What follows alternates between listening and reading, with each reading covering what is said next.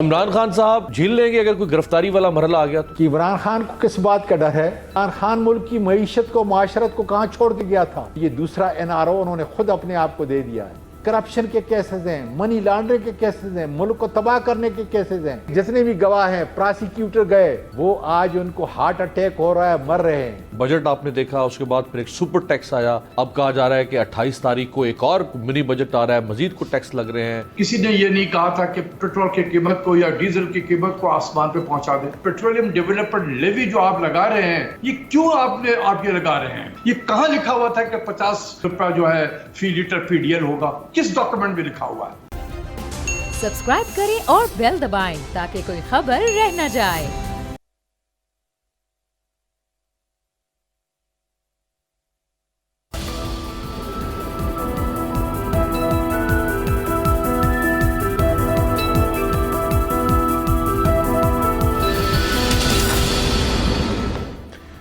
السلام علیکم ویورز، میں ہوں آپ کے ساتھ امیر عباس اور آپ دیکھ رہے ہیں تبدیلی۔ کل عمران خان صاحب نے ایک وقفے کے بعد بڑا سیاسی جلسہ کیا اسلام آباد میں۔ اس سے پہلے ان کا اسلام آباد میں آخری اس نوعیت کا بڑا جلسہ اس وقت ہوا جب وہ پاکستان کے وزیر اعظم تھے، اور انہوں نے اسی جلسے میں سب سے پہلے باقاعدہ باضابطہ طور پر وزیر اعظم کی حیثیت میں قوم کے سامنے اپنے سازشی بیانیے کو رکھا، اور انہوں نے ایک خط لہرا کر بتایا کہ یہ وہ خط ہے جو ہمیں موصول ہوا ہے، جو خط اس بات کی نشاندہی کرتا ہے کہ ہماری حکومت کا تختہ اندرونی اور بیرونی سازشی اعلی کاروں نے مل کر الٹا تھا۔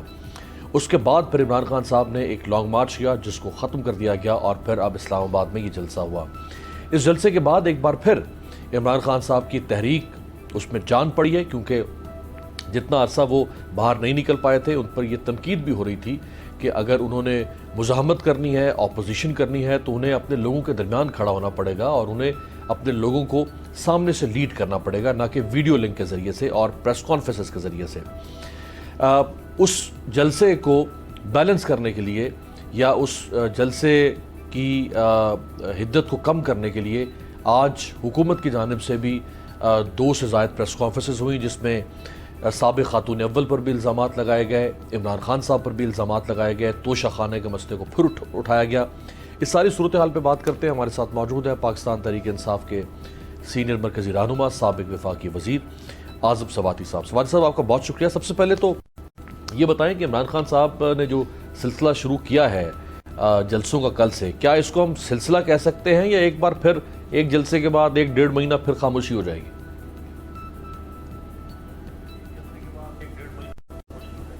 نہیں سر، خاموشی تو بہرحال نہیں ہوگی، کیونکہ ظاہر ہے کہ ہم نے عوام تک اپنی آواز پہنچانی ہے، اور اللہ تعالیٰ کے بعد اس زمین کے اوپر حاکمیت جو ہے یہ لوگوں کی ہے، اور لوگوں کو اپنا جو رد عمل ہے وہ بھی آپ کے سامنے ہے۔ جس طریقے سے ہمیں ایک سازش کے مطابق، مداخلت کے مطابق جو ہے وہ ہٹایا گیا، آپ نے بالکل درست کہا کہ بیرونی اس عوامل تھے اور اندرونی عوامل جو تھے میر جعفر اور صادق کے ذریعے جس طریقے سے جو ہے ہمارے ایک جمہوری حکومت کو جس طریقے سے الگ کیا گیا، ہمارے لوگوں کو خریدا گیا، پھر ان کو باقاعدہ طور پہ نوازا گیا، اور اسی کے ایک تسلسل ہے دوسری طرف سے۔ اب جو آپ نے یہ بھی بتایا کہ بشرا بی بی کے خلاف یا دوسرے کے خلاف، تو یہ گھٹیا حرکت کے اوپر آئیں گے۔ ان کو شرم کا مقام ہے ان کے لیے کہ ایک کنوکٹڈ خاتون کو، مریم صفدر کو وہ لے کے گھوم رہے ہیں۔ کیا پیغام ہے اس ملک کے 22 کروڑ لوگوں کے لیے کہ کیا عدالت کی یہ عمران خان نے اس کو کنوکٹ نہیں کیا، ناظم سواتی نے کیا ہے، عدالت نے اس کو کنوکٹ قرار دیا ہے، اور اس کے باوجود بھی ہماری اخلاقی قدر اتنی کم ہو چکی ہے کہ وہ لوگوں کو دیانت کی، امانت کی باتیں جو ہے سنا رہی ہیں، وہ حکومت اور ریاست کی باتیں ان کو یاد دلا رہی ہیں۔ جو انہوں نے کہا، جو نواز شریف نے کہا، جو ان 13 نوسرباز جو ان کے ساتھ جمع ہوئے انہوں نے کہا، اور فوج کے سپہ سالار کے خلاف کہا، وہ بالکل ان کو یاد نہیں۔ ہم تو یہ کہہ رہے ہیں، عمران خان یہ کہہ رہا ہے کہ فوج اور پاکستان لازم ملزوم ہیں، عمران خان نہیں ہوتا تو ملک چلے گا۔ لیکن اگر فوج نہیں ہوتی، اس کے ساتھ جڑا ہوا ہے، دونوں انر کنیکٹڈ ہے، لیکن اگر فوج نہیں ہوتی تو ملک جو ہے تباہی کے دہانے پہ چلا جائے گا۔ آج اسی ملک کو، اس ملک کی اسٹیبلشمنٹ کے کچھ لوگوں نے جس طریقے سے عمران خان کی جمہوری اور حقیقی حکومت کو ہٹا کر ان لوگوں کو دے دیا جس میں 60% چور اور ڈاکو ہے، ملک کا لوٹا و خزانہ ان کے پاس ہے، ان کا کاروبار جو ہے بیرون ملک ہے، اس غریب ملک کو لوٹ کر کے جو ہے باہر جا رہے ہیں۔ اور پھر جو نیب کا قانون جو ان کی پکڑ کے لیے تھا، اس کا تماشا جس طریقے سے انہوں نے کیا ہے، تو عمران خان اس قوم کو بار بار یاد دلاتا رہے گا، ہر ویک ہر دن یاد دلاتا رہے گا، اور قوم کو اس کام کے لیے تیار کرے گا کہ اب ترکی میں جس طریقے سے انقلاب آیا تھا کہ اب جمہوری اقتدار کو جو ہے جمہوری اداروں کو مستحکم کرنا ہے۔ جو پہلے نواز شریف بات کر رہا تھا، جو آصف زرداری جو ہے اسٹیبلشمنٹ کی بات کر رہا تھا، وہ اپنے ذاتی مفاد کے لیے کر رہے تھے۔ تفریق ہے عمران خان کے بیانی میں، نواز شریف کے، مریم کے بیانیہ میں اور آصف زرداری کے بیانیہ میں، تاکہ آپ کے ناظرین اس کو جان سکیں کہ وہ لوگ بھی یہ باتیں کر رہے تھے، لیکن وہ لوگ اپنے ذاتی مفاد کے لیے، اپنے کاروبار کو بچانے کے لیے۔ اچھا سوادی صاحب، عمران خان صاحب پر ایک تنقید ہو رہی تھی کہ عمران خان صاحب شاید گرفتاری کے ڈر سے کہ مجھے گرفتار نہ کر لے پنجاب حکومت یا مرکزی حکومت، چونکہ ان کے خلاف ایف آئی آرز تو بہت درج ہوئی ہیں اور ممکن ہے آپ کے خلاف بھی ہوں گی، آپ کی ساری مین سٹریم لیڈرشپ کے خلاف ایف آئی آرز ہیں، ان میں سے بہت ساری ایف آئی آرز نظر آ رہا ہے کہ وہ انتقامی ایف آئی آرز ہیں، جس طرح حکومتیں کرتی ہیں اپنے سیاسی مخالفین کے خلاف۔ تو عمران خان صاحب کے اوپر تنقید ہو رہی تھی کہ یہ تو گرفتاری سے ڈر گئے اور یہ باہر نہیں نکل رہے، تو پھر اب جھیل لیں گے اگر کوئی گرفتاری والا مرحلہ آ گیا تو؟ سر میں آپ کو یہ بتا رہا ہوں کہ عمران خان کو کس بات کا ڈر ہے، کون سا ان کا کاروبار جو ہے بیرون ملک یا اندرون ملک جو ہے وہ تباہی کی طرف جائے گا کہ اگر اس کو کوئی گرفتار کر لیا گیا۔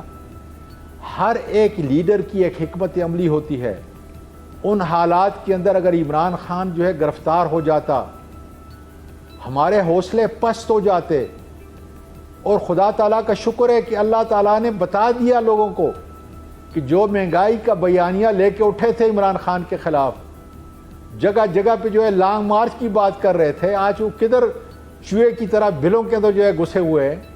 آج ان کو سامنے آ کے لوگوں کو بتانا چاہیے کہ عمران خان ملک کی معیشت کو، معاشرت کو کہاں چھوڑ کے گیا تھا، آج اس کو کیا ہوا۔ اور کل میرا خیال ہے بڑے کسی اچھے آدمی نے کہا کہ کیا وہ جو آپ کے جو بجلی ہے عمران خان جیب میں ڈال کے، یا اس کی حکومت اور وزراء جیب میں ڈال کے چلے گئے تھے؟ بات یہ ہے انہوں نے صرف اپنے، جس طرح عمران خان کہہ رہا تھا کہ مشرف کے وقت میں، اور دیکھیں مشرف اپنی علالت کے آخری وقت میں بھی یہ کہہ رہا ہے کہ اس سے سب سے بڑی جو ملک کے ساتھ جو اس نے غلطی کی اور تباہی کی ان کو این آر او دے کر، اور یہ دوسرا این آر او انہوں نے خود اپنے آپ کو دے دیا ہے۔ اس کا سہرا کس کے اوپر ہے؟ ہینڈلرز کے اوپر ہے، اسٹیبلشمنٹ کے اوپر ہے، جو لوگ ان کو لے کے آئے ہیں۔ اور میرا یہ خیال ہے کہ ان کی نسلیں بھی ان کو معاف نہیں کریں گی کہ جو لوگ ان 60% جن کے اوپر کیسز ہیں، کرپشن کے کیسز ہیں، منی لانڈرنگ کے کیسز ہیں، ملک کو تباہ کرنے کے کیسز ہیں، آج ان میں جتنے بھی گواہ ہیں، پراسیکیوٹر گئے، ایف آئی اے گئے، جو اچھے لوگ تھے وہ آج ان کو ہارٹ اٹیک ہو رہا ہے، مر رہے ہیں۔ اس لیے قوم دیکھ رہی ہے، آج تک کبھی بھی کوئی ایسے ملک میں نہیں ہوا، مارشل لا بھی اس ملک میں لگے ہیں، لیکن وہ کبھی بھی ایسا نہیں ہوا کہ ایسے لوگوں کو لے کے آئیں جو اچھا سوادی صاحب، کو تباہی کی طرف یہ آپ نے جس احتساب کی بات کی، بنایا جائے، کیا آپ چونکہ عمران خان صاحب کے قریب ہیں، کیا عمران خان صاحب کو اس بات کا احساس ہے کہ ان کے پاس 3.5 سال تھے، ان کو کرپٹ اور چور جو ڈاکو اس ملک کے اندر حکمران رہے ہیں، میں کسی کا نام نہیں لے رہا لیکن کرپشن تو پاکستان کا مسئلہ رہی ہے، تو ان لوگوں کو پروسیکیوٹ کرواتے، سزائیں دلواتے، ان کی ضمانتیں کینسل ہوتی ہیں، ایک ایسا نظام لے کر آتے احتساب کا، جب 3.5 سال ان کے پاس تھے وہ کامیاب نہیں ہو سکے، وجہ اس کی جو بھی ہو لیکن کامیاب نہیں ہو سکے۔ زبردست کوشچن ہے سر۔ دیکھیں ملک کی حاکمیت عدلیہ کے پاس نہیں، ملک کی حاکمیت جو ہے وہ نیب کے پاس نہیں، وہ اسٹیبلشمنٹ کے پاس ہے۔ میں اس بات کا گواہ ہوں، میں گواہی دیتا ہوں آپ کے ناظرین کو کہ کون چلا رہا ہے اس ملک کو۔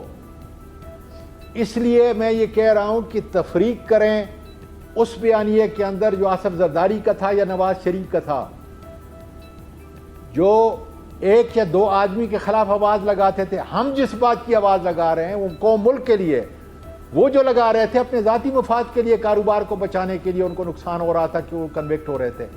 یہ سب سے بڑا فرق ہے، اس لیے اس کو سمجھنے کی ضرورت ہے۔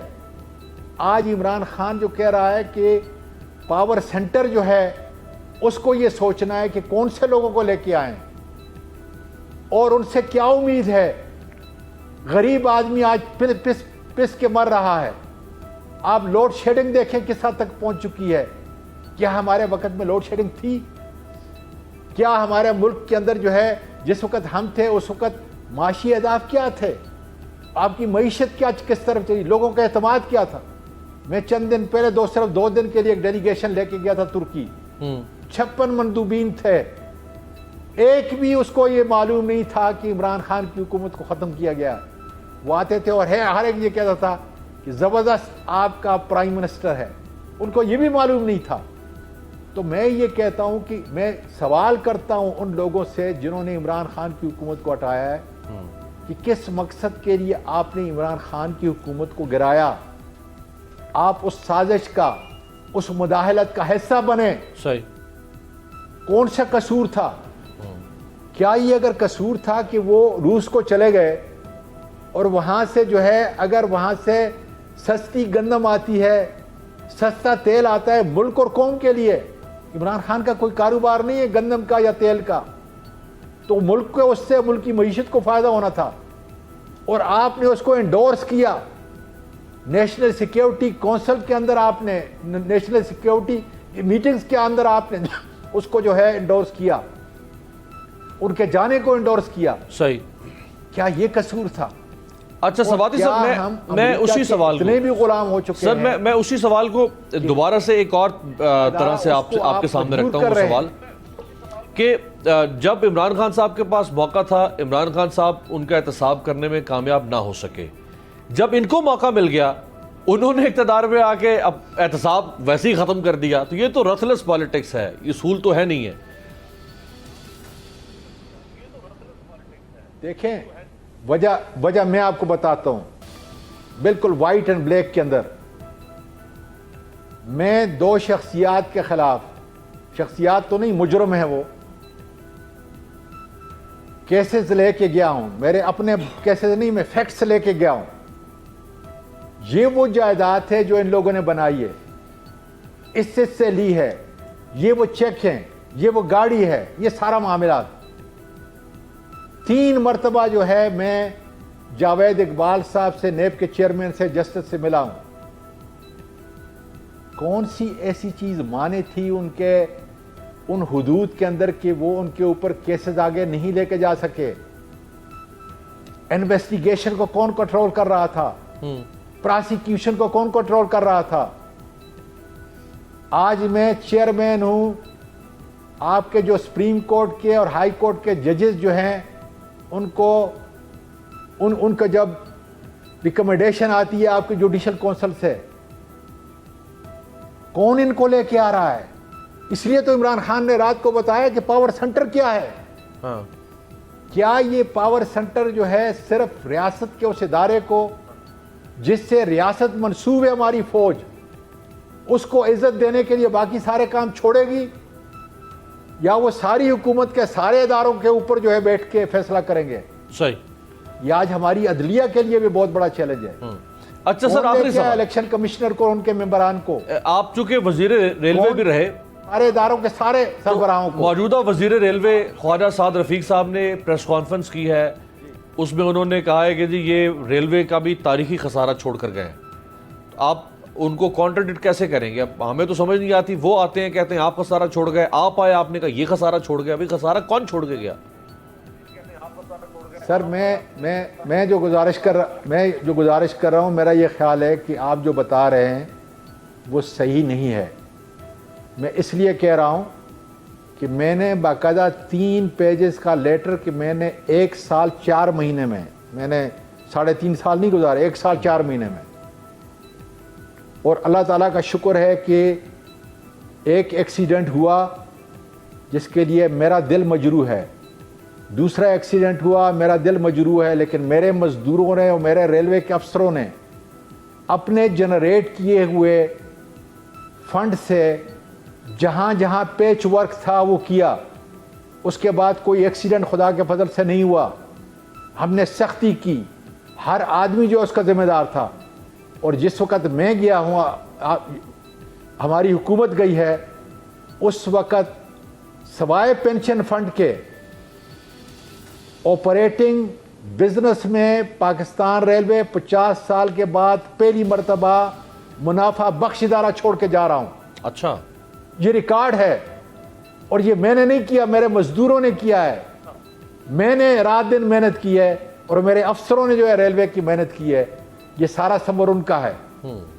لیکن اگر آپ دیانتداری سے کام کریں تو ایسا زبردست جو ہے لوگ ہر ڈپارٹمنٹ کے اندر ہیں کہ وہ آپ کو آگے لے کے جا سکتے ہیں.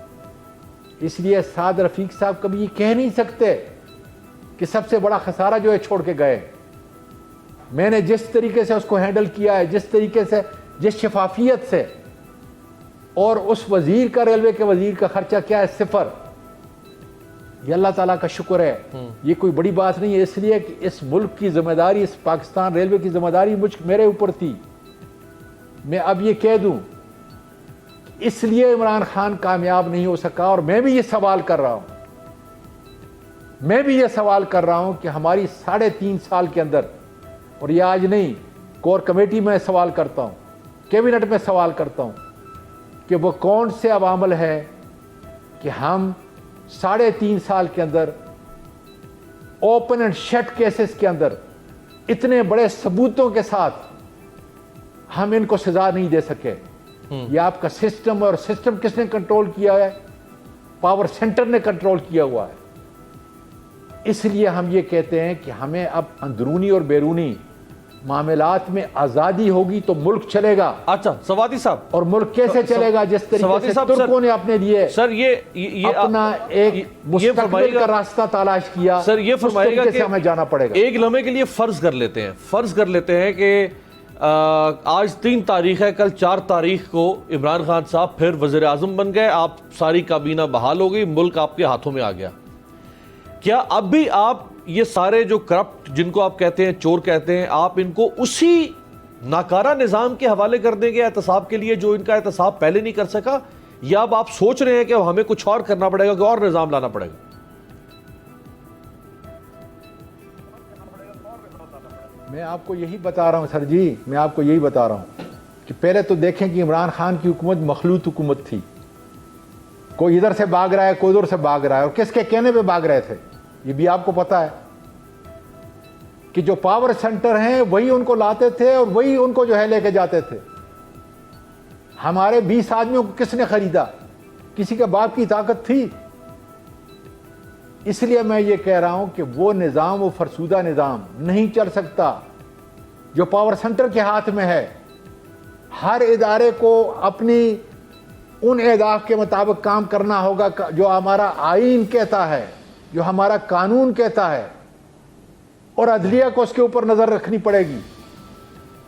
فوج ہمارے پاکستان کے وجود سے منسوب ہے، اور یہ ہینڈلر جو ہے اب پاکستان کے وجود کو تباہی کی طرف لے کے جا رہے ہیں. جس ملک کے 60% لوگوں کے اوپر کرپشن کے کیسز ہوں، منی لانڈرنگ کے کیسز ہوں، ان سے آپ کیا اچھائی کی توقع کر سکتے ہیں؟ یہی تو ہم کہہ رہے ہیں. رائٹ. بہت بہت شکریہ. سابق وفاقی وزیر پاکستان تحریک انصاف رہنما اعظم خان سوادی صاحب ہمارے ساتھ موجود تھے. ایک بریک پر جاتے ہیں، بریک سے واپس آئیں گے. اس وقت معیشت کا جو حال ہے اس پہ بات کریں گے پاکستان کے معروف ماہر معیشت ڈاکٹر اشفاق حسن صاحب کے ساتھ.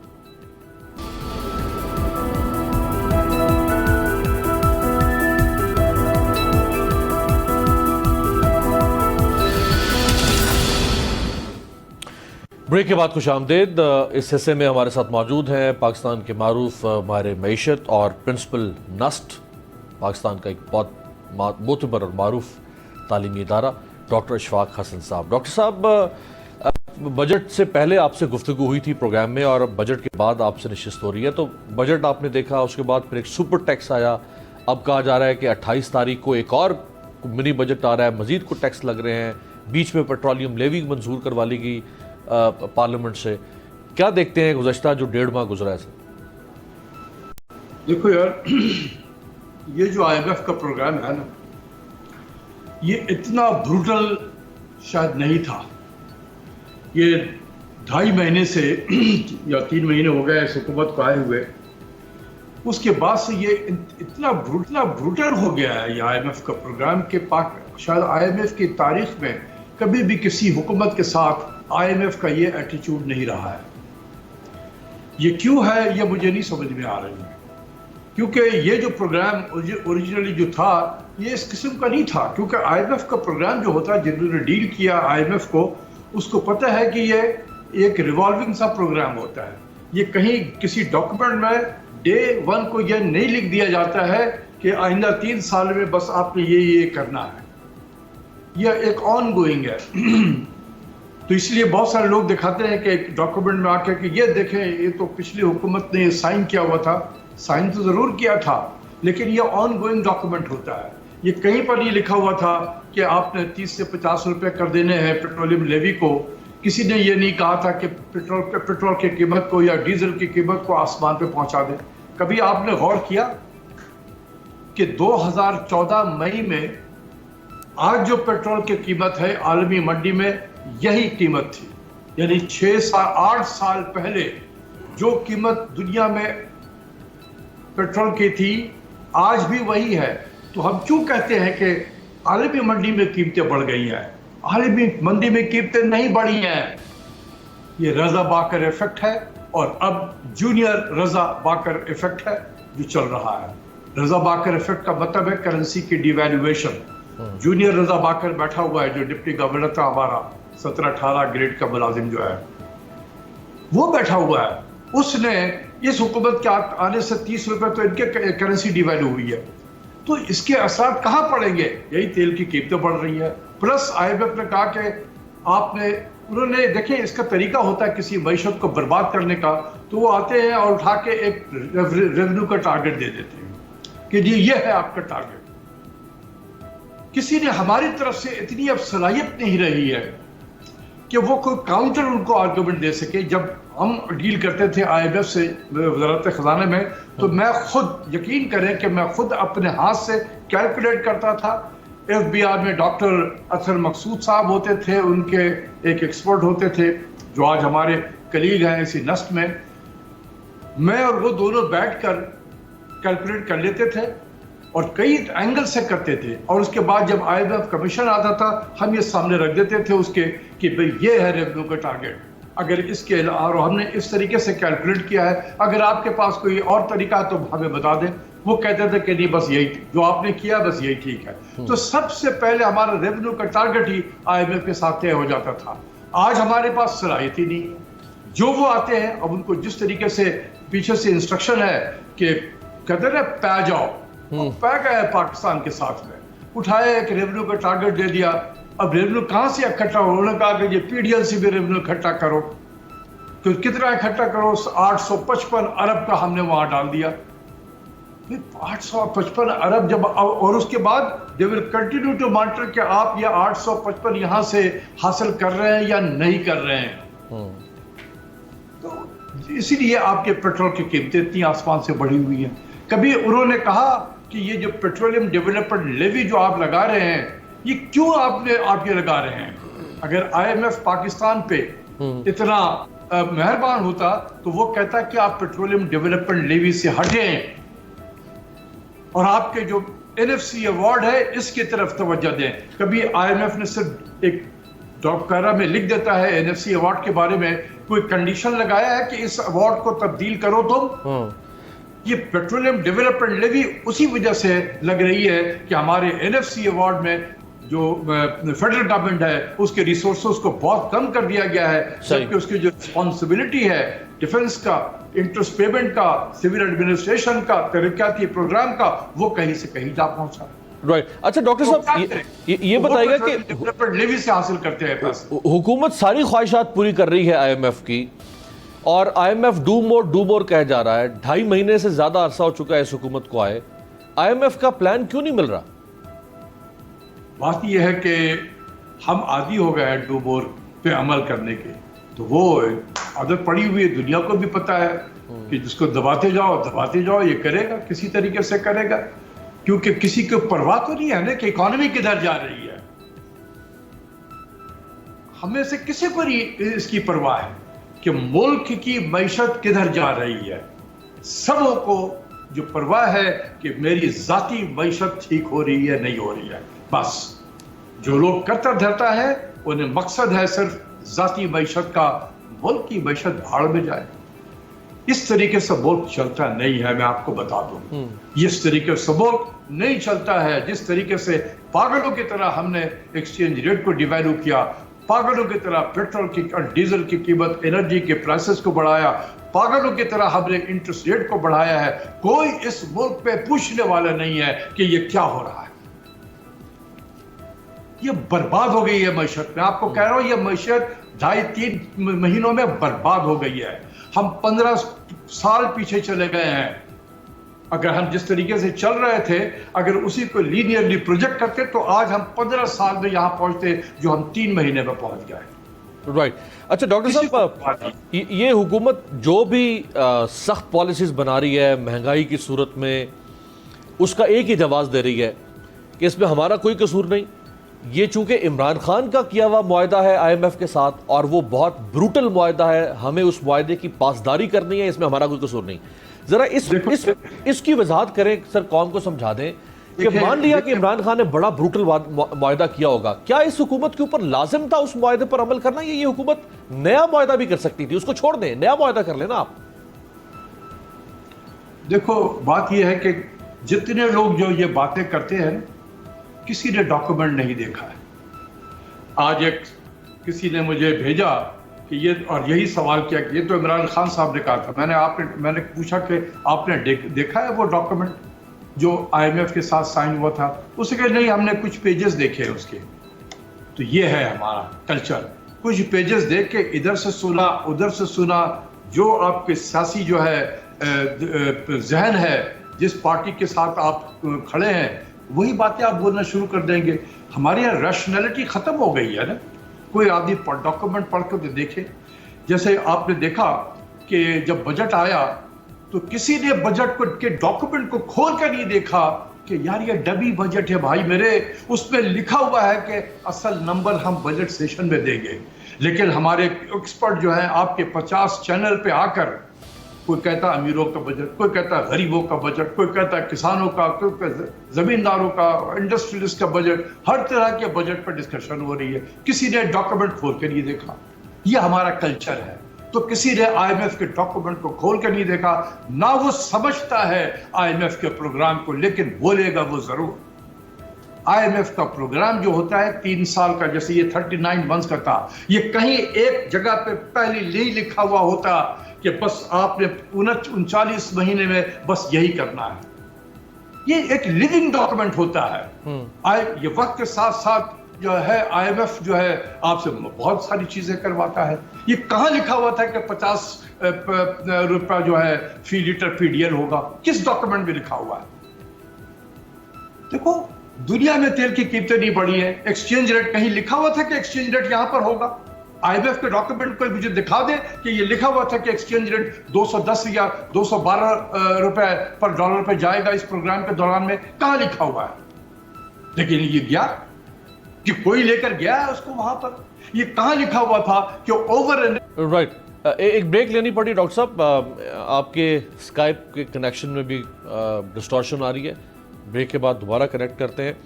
आईएमएफ के बाद कुछ और चीज़ें हैं, जो इंपोर्ट पाकिस्तान की बहुत ज़्यादा है, एक्सपोर्ट्स क्यों नहीं बढ़ पा रही, इंपोर्ट्स कैसे कम हो सकती हैं, ये जो खसारा है 45 अरब डॉलर का बीच में, ये खसारा कैसे पूरा होगा? एक ब्रेक के बाद।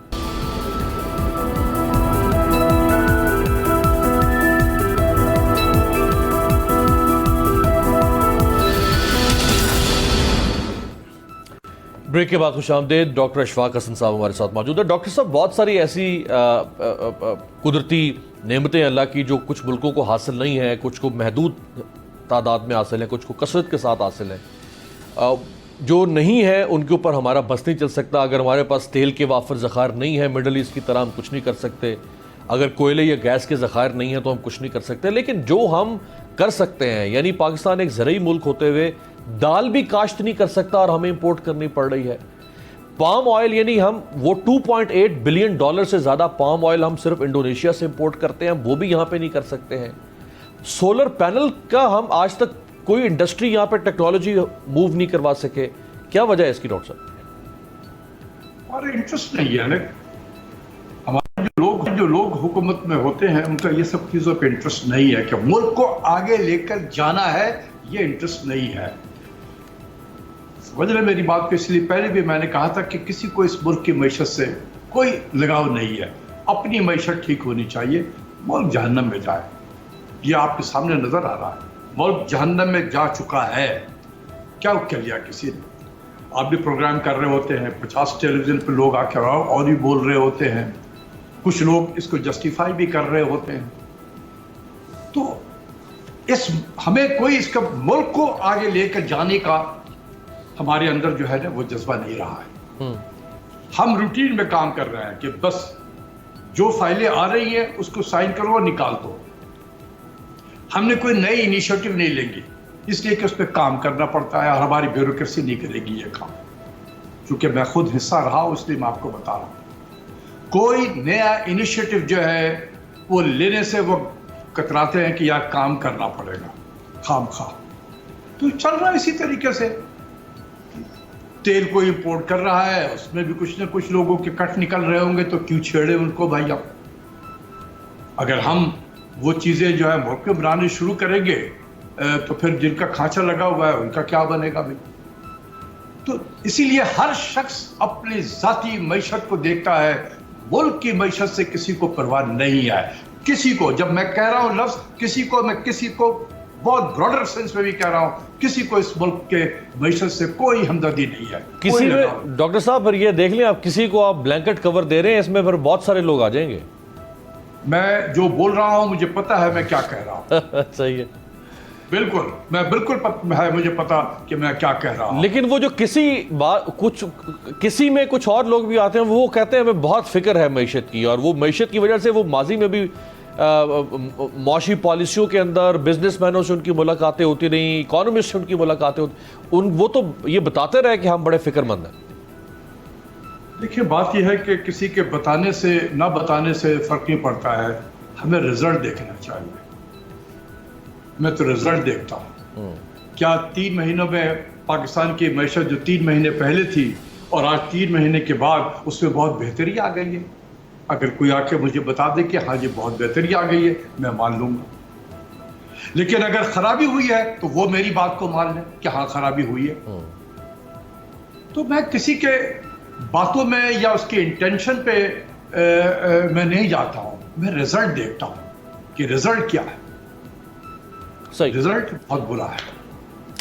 رائٹ. اچھا ڈاکٹر صاحب, جب یہ گورنمنٹ چینج ہوئی جس کو عمران خان صاحب رجیم چینج کہتے ہیں, اس وقت بڑا پریشر آیا کہ فوراً الیکشن کروا دیے جائیں اور اس کے بعد جو بھی حکومت بنے گی 5 سال کے لیے وہ 100 بسم اللہ. تو یہ جو موجودہ حکومت ہے پی ڈی ایم, اس کا یہ موقف تھا کہ الیکشن اگر فوری طور پہ کروا دیں گے تو 3 مہینے کی جو انٹرم گورنمنٹ آئے گی وہ انٹرم گورنمنٹ معاشی فیصلہ نہیں کر سکے گی, پاکستان ڈیفالٹ کر جائے گا. $9 بلین پہلے ریزروز ہیں وہ بالکل نگل جائے گا ہمارا سسٹم. لہٰذا ہمیں پہلے آ کے اکانومی کو سنبھالنا چاہیے, جب وہ سنبھل جائے گی پھر ہم الیکشن اناؤنس کریں گے تو انٹرم گورنمنٹ سنبھال لے گی. اب یہ 2.5 مہینے تو ہو گئے ان کو, پھر انہوں نے کیا سنبھالا ہے ڈاکٹر صاحب؟ اس کو کہتے ہیں جب نانا مریں گے تو بیل بٹیں گے. ٹھیک ہے, یہ بہانے ہوتے ہیں. یہ آپ کو یا پاکستان آپ کے ذریعے سے پاکستانی قوم کو یہی باتیں کی جاتی ہیں just to justify their existence. ٹھیک ہے, یہ اپنی ایگزسٹنس کو ثابت کرنے کے لیے کہ جسٹیفائی کرنے کے لیے یہی باتیں کی جاتی ہیں کہ اگر یہ نہ ہوتا تو یہ ہو جاتا, اگر وہ ہوتا تو یہ ہو جاتا. یار کس کو آپ یہ سب باتیں سنا رہے ہو؟ इसीलिए मैं कहता हूं this is the beauty of keeping your nation illiterate, this is the beauty of keeping your nation illiterate. जबरदस्त, बहुत बहुत जबरदस्त पॉइंट है। जो आप उसको बताएंगे तालियां बजा देंगे वो लोग। यही तो खूबसूरती है। क्यों इस मुल्क में तालीम को परवान नहीं चढ़ने दिया गया? क्यों इस मुल्क में आज भी गांव देहातों में स्कूल है जो बुरे हालत में है? क्यों है? क्योंकि बच्चा अगर पढ़ लेगा, उस गांव के चौधरी के जो है खौफ आने लगती है कि ये बच्चा निकल कर ये पढ़ रहा है, ये तो हमारे लिए मुसीबत होगा आगे जाके। वो उसको 10वीं जमात अगर पास कर जाता उसको नौकरी दे देता फौरन, अपने ही इसमें कारोबार में जो कुछ भी है उसको नौकरी पर लगा देता है, ताकि उसको फर्दर उसकी एजुकेशन जो है वो ना हो सके। ये तो हमारा कल्चर है। तो ये सब कहने की बातें हैं, सियासी बातें होती है। मैं सियासी आदमी हूं नहीं, इसलिए मैं ज्यादा नहीं, आप सियासी आदमी नहीं है, लेकिन आप पॉलिटिकल इकोनॉमी को तो समझते हैं ना। ये तो अपना पॉलिटिकल इकोनॉमी को समझता हूँ, जब भी तो जितना बोल सकता हूँ उतना ही बोल रहा हूँ आपसे। बहुत कुछ बोल सकता था। डॉक्टर साहब, आखिरी सवाल ये आपसे कि ये 23-23.5 करोड़ की कौम है माशाल्लाह, उसमें आप जैसे बहुत बड़े बड़े जय्यद इकोनॉमिस्ट मौजूद हैं। क्या वजह है कि एक प्रोक्लेम्ड ऑफेंडर एब्सकॉन्डर इसहाक डार साहब, जिनके ऊपर करप्शन के इल्ज़ामात हैं, उनको लाकर और मईशत संभालने की बातें हो रही हैं? यानी इस मुल्क में 23-23.5 करोड़ में कोई बंदा नहीं जो मईशत संभाल सके? देखो यार, ये फिर सियासी बातें हो जाती हैं, मैं इस पर नहीं कमेंट करना चाहता हूँ। इसहाक डार साहब मेरे बॉस रह चुके हैं और काफ़ी मेरे अच्छे ताल्लुकात थे उनसे, इसलिए मैं ये सियासी बातें हैं, इस पे मैं कोई कमेंट नहीं दूंगा। चले, ये तो बता देना कि मतलब हमारे यहाँ इंडिजिनस लोग ऐसे हैं क्या जो संभाल सकते हैं मईशत को? नहीं, क्यों नहीं है, बिल्कुल है। संभालने वालों की जो है अगर नीयत अच्छी हो और नज़र भी अच्छी हो तो मिल जाएंगे। तो ये मिफ्ता इस्माइल, डॉक्टर आयशा गौस पाशा, ये टीम कैसी है? अच्छे लोग हैं, अच्छे लोग हैं, ये काफी पढ़े लिखे लोग हैं। बिल्कुल, अगर नहीं कर सक रहे हैं तो ये कोई उनके मजबूरियां होंगी, कोई मसाइल होंगे उनके, लेकिन जहाँ तक उनके काबिलियत है ये दोनों ही बहुत पढ़े लिखे लोग हैं, अच्छे लोग हैं। तो शौकत तरीन और मिफ्ता इस्माइल में से आप किसको बेहतर वज़ीर ख़जाना समझते हैं? नहीं, ये मेरा काम नहीं है किसी के कंपैरिजन करना। हर शख्स जब आता है कुर्सी पे जब बैठता है तो उसके वो अपने एनवायरनमेंट में काम करता है। किसी को अच्छा एनवायरनमेंट मिल जाता है, किसी को अच्छा एनवायरनमेंट नहीं मिलता है, तो परफॉर्मेंस फिर उसके उस बेसिस पे होती है। तो मैं किसी के बारे में ये नहीं करना चाहता हूँ कि ये अच्छा है या वो ठीक अच्छा वो अच्छा नहीं है, ये मेरा काम नहीं है। ये तो अवाम जज करेंगे कि कौन अच्छा है और कौन अच्छा नहीं है, ये मेरा काम नहीं। बहुत बहुत शुक्रिया डॉक्टर इशफाक हसन साहब। बहरहाल अवाम जमहूर फैसला करेगा, लोग फैसला करेंगे कि किसकी पॉलिसीज़, किसका तर्ज हुक्मरानी बेहतर है और कौन इस मुल्क के लिए बेहतर नहीं था। लेकिन उसके लिए जो कसवटी है वो इलेक्शन है। जब तक इलेक्शन नहीं होगा लोग वोट के ज़रिए से फ़ैसला करने की सलाहियत नहीं रखेंगे। इलेक्शन ही एक ऐसा रास्ता होता है जमहूरियत में जहाँ लोग अपने वोट की ताकत से नाकाम, नाअहल या नालायक हुक्मरानों को इक़्तिदार से बाहर करते हैं और जिनको वो समझते हैं कि ये लायक या अहल है उनको इक़्तिदार में लेकर आते हैं। आपसे मुलाकात होगी अगले हफ्ते। देखते रहिएगा तब्दीली।